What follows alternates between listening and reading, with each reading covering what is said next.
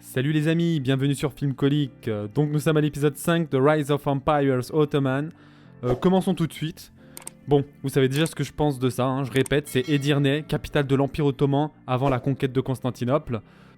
Scène d'ouverture avec un flashback. Bon allez, tout de suite, on est en compagnie de Mara Brankovic, qui te sort au prince Mehmet que ses ancêtres, les ancêtres de Mara bien sûr, croyaient et qu'ils étaient convaincus que la lune rouge, ou communément appelée la lune cuivrée, était un présage pour un grand changement, et qu'ils devraient se souvenir de cela quand tout semblera perdu, comme par hasard. Mais bien sûr, on y croit. En passant, la lune cuivrée, ou la lune rouge en astronomie, est un phénomène optique de diffusion et de dispersion de la lumière qui se produit durant les éclipses de la lune. Bref, passons. Scène de flashback qui se termine, donc nous nous retrouvons avec le sultan Fatih Mehmet, en compagnie de Lomelini, qui est le gouverneur donc de la partie est de Constantinople, où se trouve la tour de Galata. Le sultan Fatih Mehmet raconte que son ancêtre Osman Ier, aussi appelé Osman Gazi, qui est le fondateur de l'Empire Ottoman, celui-ci a fait donc un rêve dans lequel il a vu qu'un jour ses descendants conquéreront la ville de Constantinople. Voilà, j'ai résumé pour faire simple, sinon il est parti trop dans les détails, ça vaut pas le coup que je vous raconte, mais la chose qui est dite en fait dans ce passage est vraiment dans les textes officiels ottomans. La dernière fois, nous avions parlé donc des bateaux génois qui voulaient justement faire disparaître la flotte ottomane qui se trouvait dans la Corne d'Or. Résultat, environ 200 hommes du côté romain qui perdent la vie dans cette attaque. Bien sûr, ceci met un grand coup sur le moral des Romains. Bon, encore des conneries, je suis désolé de le dire, mais l'empereur Constantin XI est calme comme pas possible. Il vient de perdre 200 hommes et c'est pas comme s'il avait une grande armée à sa disposition et qu'il pouvait se permettre ce genre de perte. Discussion entre le grand-duc Lucas Notaras, Giustiniani et l'empereur sur les étapes à prendre après cette attaque. Bon, Giustiniani avait menacé dans l'épisode précédent Lomellini, et là on voit que Giustiniani a en effet exécuté sa menace car Lomellini a trahi l'empereur. Bon, personnellement, je n'ai rien trouvé sur ça, donc je ne peux confirmer la véracité de cet événement, mais je pense quand même qu'il s'agit plutôt de la fiction qu'autre chose. Nous entamons donc le deuxième mois du siège, on est en mai 1453. De nombreuses attaques du sultan Fatih Mehmet contre les murs qui sont sévèrement endommagés, mais Constantinople tient toujours debout. En effet, le sultan Fatih Mehmet voulait en finir vite avec ce siège, et ainsi conquérir cette ville rapidement, car la quantité de ressources à utiliser jour après jour est juste énorme. Entre la rémunération des soldats, la nourriture et la perte en vie humaine, c'est totalement gigantesque. Mais il ne pense pas qu'à ça et qu'à lui, il pense aussi aux habitants de Constantinople qui souffrent du manque de nourriture, etc. C'est pour cette raison aussi qu'il veut conquérir la ville de Constantinople au plus vite. Les Romains, pour motiver les troupes et garder le moral, donc montrent des reliques dans les rues de Constantinople. Ouais, après autant de temps, c'est sûr que les attaques deviennent de plus en plus violentes. Vous imaginez ces guerres médiévales quand même, c'était des trucs de fou. De la force physique à l'état pur, de la force brute, mais au moins, il y avait une certaine dignité là-dedans, je trouve.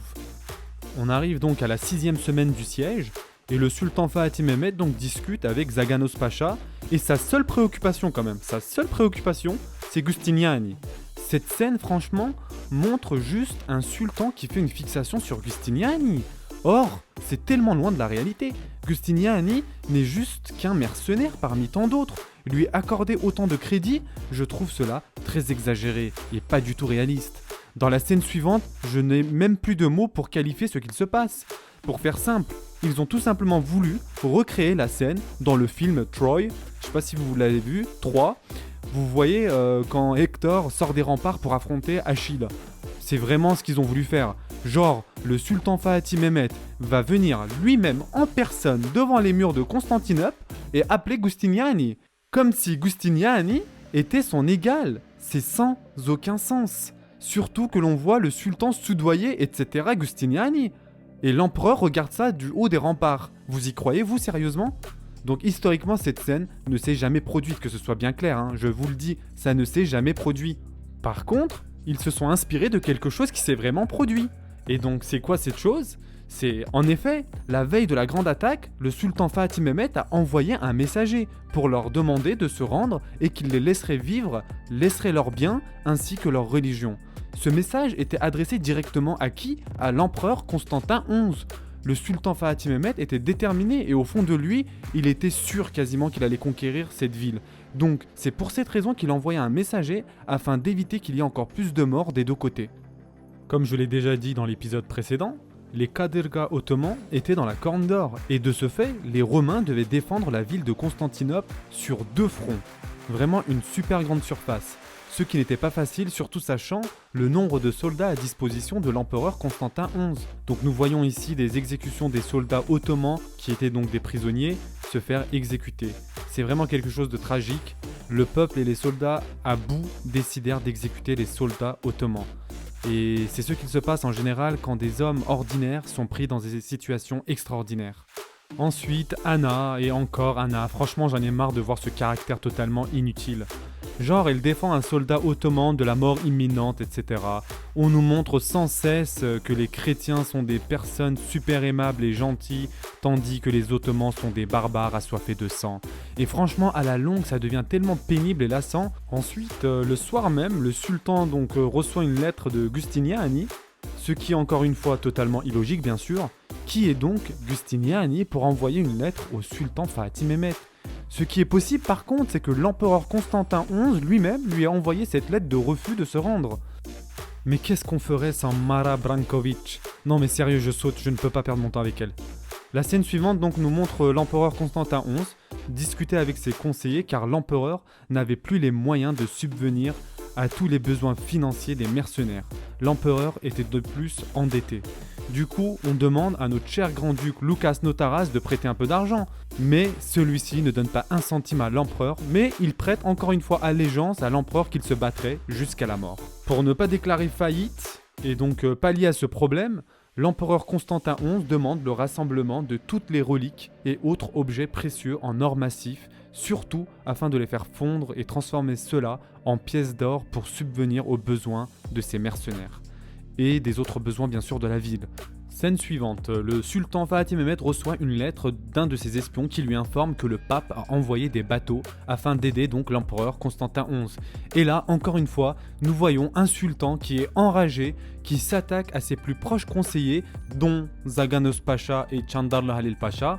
Ceci ne reflète absolument pas le caractère du sultan qui était connu pour son calme et son intelligence. Il est en train de se plaindre à ses conseillers quoi. Non mais faut pas abuser là. Vous voyez pourquoi je vous disais tout à l'heure que la réaction du sultan est tout le temps disproportionnée, tandis que l'empereur Constantin XI est d'un calme pas possible. Chandarlı Halil Pacha profite de la situation pour lui proposer encore une fois de signer une trêve. Il ne va pas lâcher l'affaire jusqu'à la fin celui-ci. Ensuite, le sultan Fatih Mehmet reçoit donc une lettre de Mara Branković le 22 mai 1453. Et donc, il sort immédiatement de la tente, tout seul, sans aucune escorte, c'est vraiment du grand n'importe quoi, pour rejoindre Mara qui se trouve très loin de Constantinople. Tout ça pour dire au sultan d'attaquer très rapidement car c'est la lune rouge ou la lune cuivrée. Non mais sérieusement, comment on peut croire à une chose pareille ? On a l'impression que le sultan Fatih Mehmet obéit au doigt et à l'œil de Mara, donc faut arrêter. Limite, ils auraient pu supprimer le caractère du sultan et mettre Mara à la place, et ça aurait été la reine. Non mais faut arrêter en fait, à chaque fois que le sultan va faire quelque chose ou va entreprendre quelque chose, c'est forcément Mara la responsable de cela.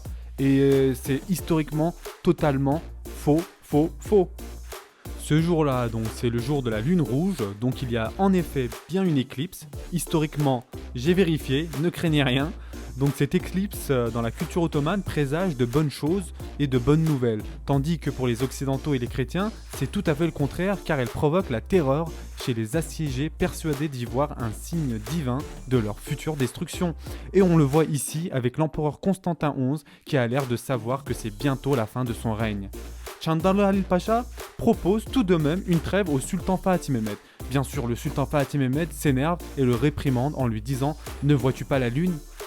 Ensuite, donc, le 28 mai 1453, une scène étrange est observée par les témoins du siège, que ce soit du côté ottoman ou du côté romain. Il y a bien eu apparemment cette inexplicable scène qui s'est produite donc sur le dôme de la Sainte Sophie. Nous avons terminé donc avec l'épisode 5. À très bientôt, ciao ciao.